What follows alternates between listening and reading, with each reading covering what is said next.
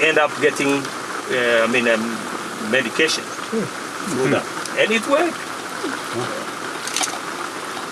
So speaking about lotion, you guys, I don't know if you have enough lotion to provide for one elephant skin. 3 millimeters thickness.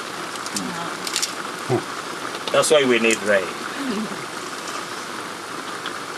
That's awesome. And get the babies. Baby elephant. Getting 3 to 4 or 5 years, the tusks are coming out.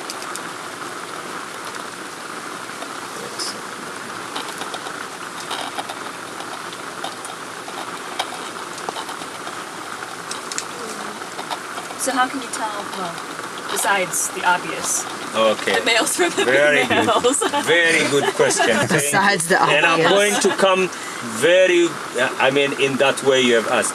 Females' forehead is sharp like this. Can you see my arm? Like this.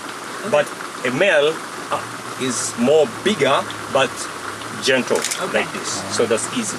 So that's how you can tell. So if you will ask me, this will be male. This first one. And then female always, they've got a little bit slender but very sharp.